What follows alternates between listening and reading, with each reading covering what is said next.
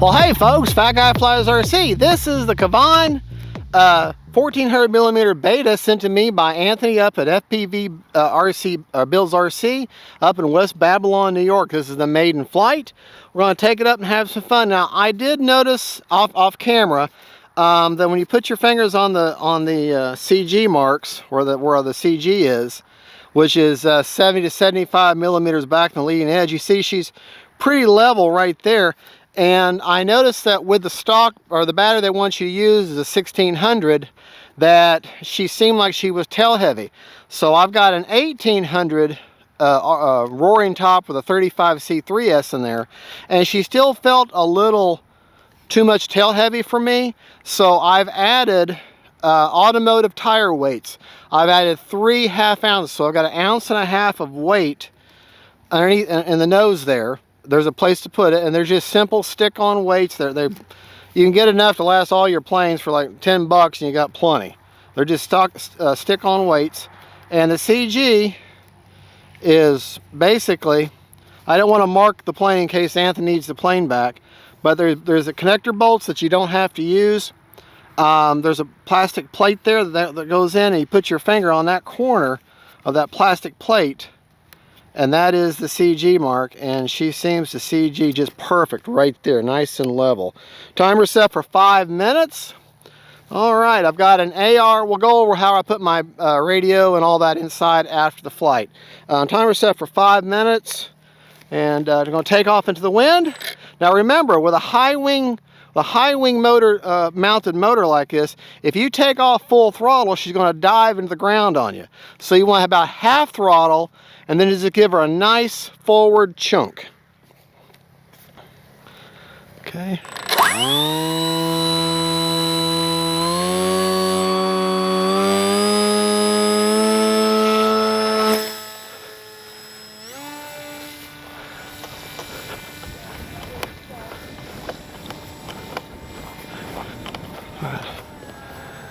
Let me block the sun for Precious here.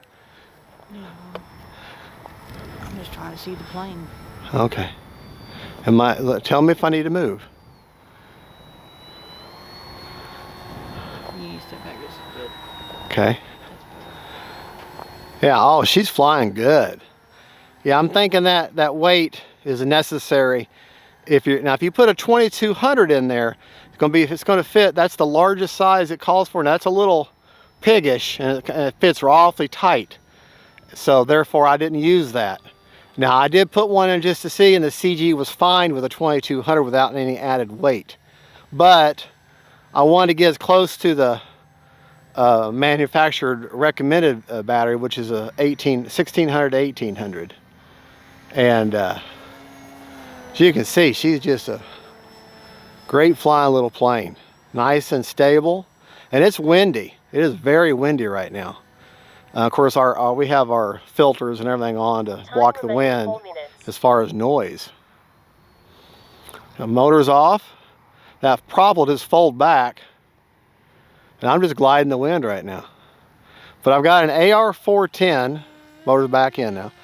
I got an AR-410 antenna-less receiver. Take her up. All right. Yeah. Now folks, you see skips and jumps in the video.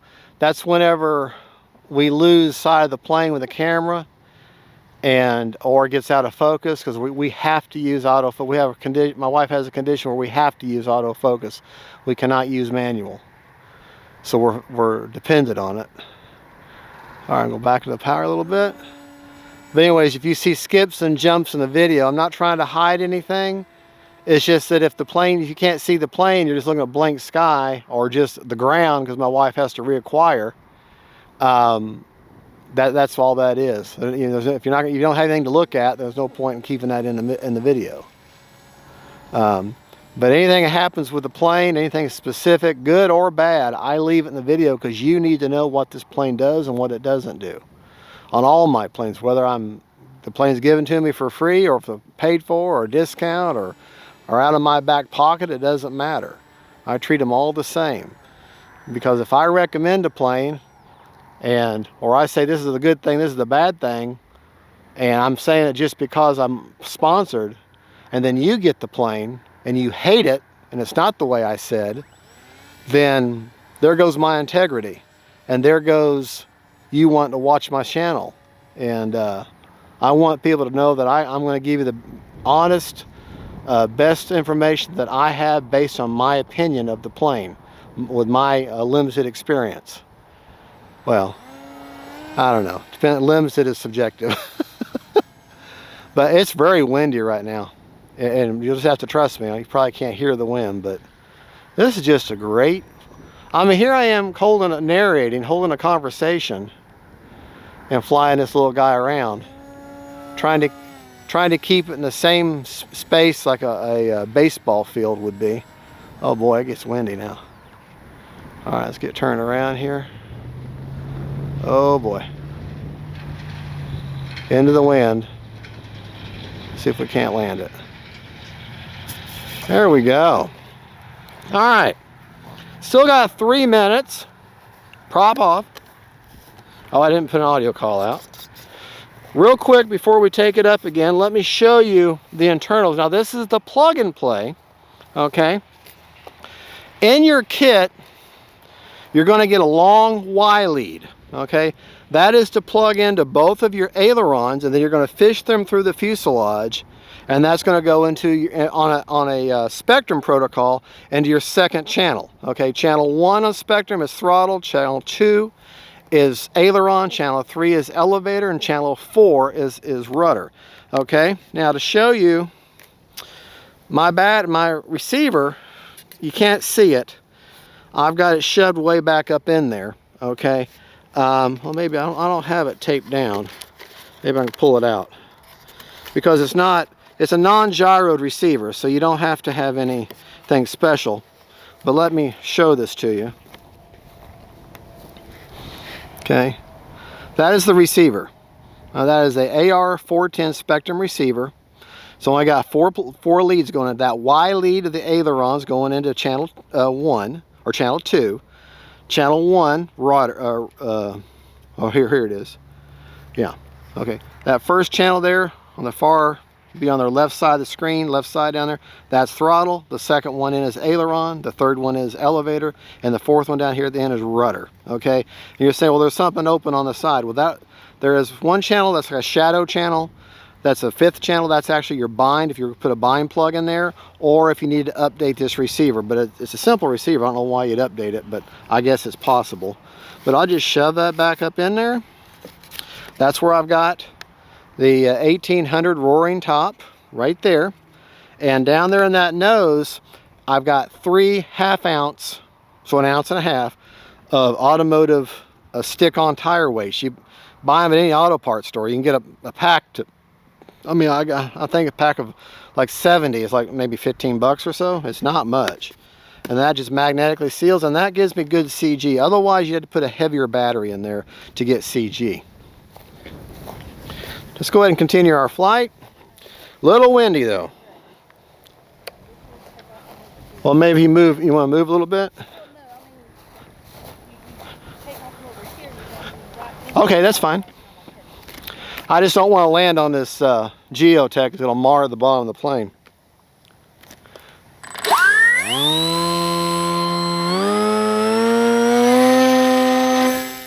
remaining 3 minutes. All right, let me get over here.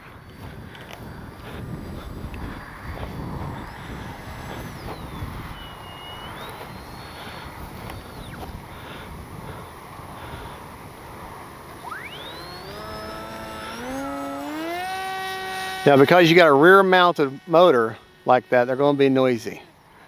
All right. Look at that. Look at that dive. Notice how it automatically started bringing its nose up? We'll do that again. I'm trying to prove a point, but I can't let go of control of the plane. Okay. All right. So dive. And that, it started picking its own nose up. I wasn't using any elevator at all. It automatically starts, that's polyhedral. Now, you give it enough space, enough altitude, I'd be willing to bet this plane will self-right itself. Because of the way that shape of that airfoil is in that wing. Which makes these planes perfect for trainers. Also means, however, inverted flight would be very hard to do. I'd have to hold a whole bunch of down elevator in order to maintain an inverted flight.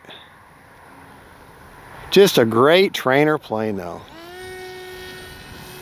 Like I say, I got no kind of gyro. Now if you get the ready to fly version, I think it has a gyro. Don't quote me on that, I'm not sure. Got her up there now. Windy day like this, I'm out of the power now. You get her up high, got some heat coming up off the earth, you can ride some thermals. It's light enough to do it.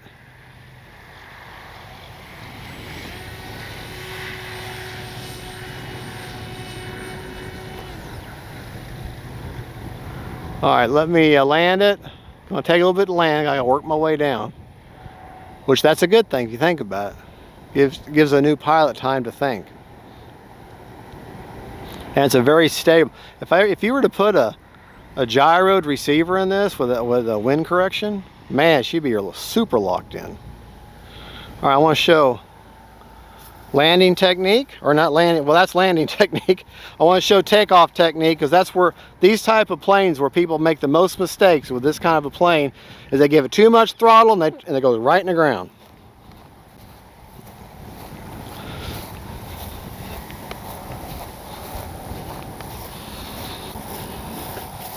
All right, the other thing I want to demonstrate, I don't know if it has enough power to, but I'm going to see if I can get it to take off on its own on the belly using that little hill right there.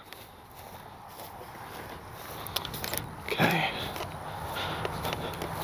All right, now like I say, no more than half throttle, okay? No more than half throttle, and don't like this. You want to go about maybe 15, 20 degrees up into the wind, about half throttle. Just like that. And then get on that power, get her up away from you. Okay? Time remaining 2 minutes. All right, now I'm going to land it, and I'm going to see if I have enough power for it to take off on its own. Hold on. This is a used battery now, so it may not.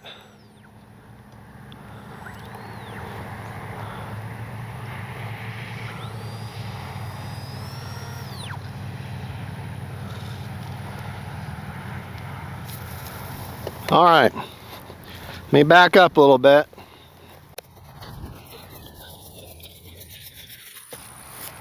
Now what I'm about to do, the manufacturer doesn't say anything about doing this.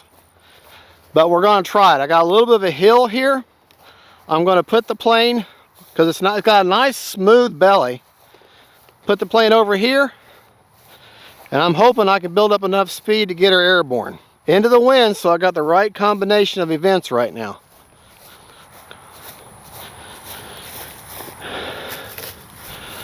All right, now, what you want to do is try to keep your wings as level as possible using your ailerons, and you're going to be on full up elevator. You'll just feel it. Nope. But you gotta hit it just right. Check that right pocket of air, and I'm confident that I can do this.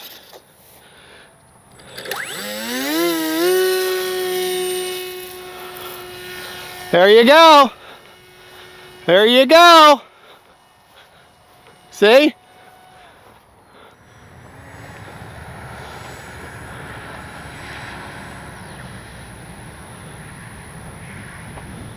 What a fun little plane.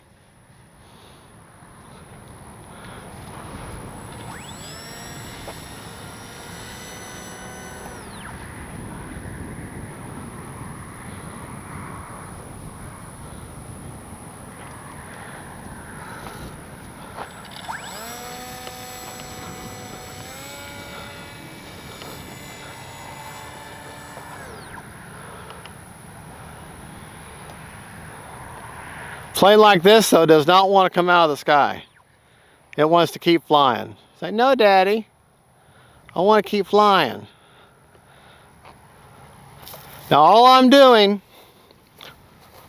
with that landing is I'm cutting the throttle, letting her glide in, okay, keeping the wings as level as I can, and then right before you touch down, I give just a touch of up elevator, because you want that tail to kind of gently snag the ground first and then pull the plane down. If you do that, you'll prevent crushing your nose.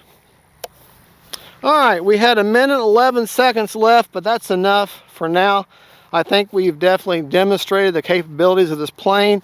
I didn't do an inverted flight because with that polyhedral in that wing, I'm going to have to fly like that in order to hold it, because that plane's going to want to naturally self-right. This plane is not, can fly inverted, but it's not designed for it. Loops and very, very big, wide barrel rolls, very big loops. That's pretty much all the aerobatics. I tried doing a knife edge, but with that polyhedral in that wing makes it very hard to hold a knife edge. But that's not what this plane is designed for. This plane is designed to get a pilot out, let them have some fun, learn how to fly, learn spatial awareness. Okay, let me move over here. Yeah, learn some spatial awareness on positioning you. When I say spatial awareness, I'm talking about where you're standing, keeping the plane in a certain distance from you, learning your terrain around your field, your visual limits of where you fly, and then staying within that area. And that's what I call spatial awareness, where you are in relation to the plane and your own unspoken or unseen boundaries. You have to learn how to fly like that. All right, let's talk about the internal. I already told you, showed you there's a little tray in there that I could be mounting the receiver on, but I just shoved it all the way back in there. There is, like I said, a little plastic tray that's on top of the servos, the rudder and aileron servo, that you can double side tape and put it down. I'll be removing the receiver because I'm sure Anthony's going to want this plane back. But I highly recommend, if you're going to put a 18 or a 1600 recommended battery in here, it has to sit sideways. It's got to be the thin kind. The brick style really won't fit. It's going to have to be the thin profile battery. And so I recommend 1.5 ounces of weight in the nose. Okay. To show you that battery, okay, I'm going to put the battery back in. It looks like this, but it's got a thin body. Okay. This is a roaring top, 1800 with a 35C. It's like a $13 battery. Pick you up a couple of these and fly for a long time. Sideways and show it to me again. Okay. There you go. There you go. And that's what it is. So you can see in relation to my hand. Okay. Let's put it back in real quick, because I should have showed you the rates. The rates are 100% throws over 30% expo all the way around, but you need to see what that looks like. Okay. So you can see what kind of deflection. All right, 100% rudder, 30% expo, okay? 100% elevator, 30% expo, 100% ailerons, 30% expo. Now, since the ailerons come on a separate servo and they're not wired together, you add the Y yourself that's provided. You could do flaperons with this if you wanted to, but this plane slows down nicely. I don't think you need it. The only thing I have found that you definitely do need, though, is add 1.5 ounces of weight to the nose. And let me show you that, just so you see it. Okay, it's right in that black patch.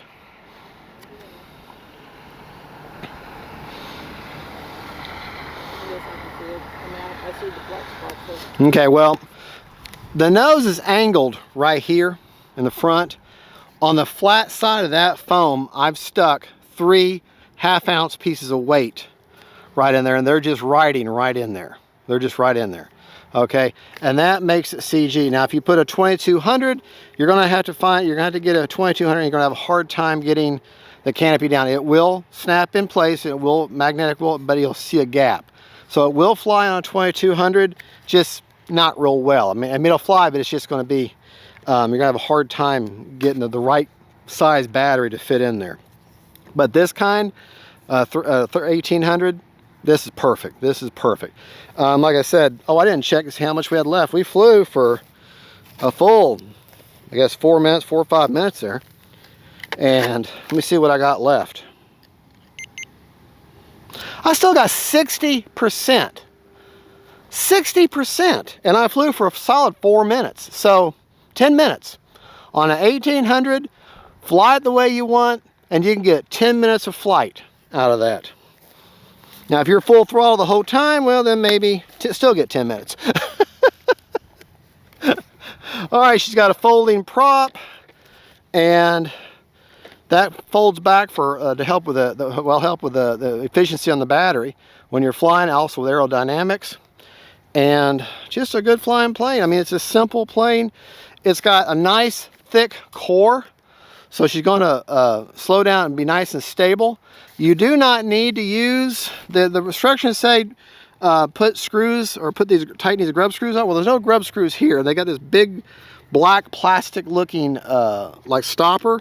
So I'm thinking they did away with that idea, because now there's magnets on the inside of the wing that hold them together, and the wings fit in there so tightly. I mean, I can pull them apart, but they fit in there so tightly, they're not coming out. Now, the rudder or the elevator's one piece slides in, and you hook up your elevator here with a grub screw.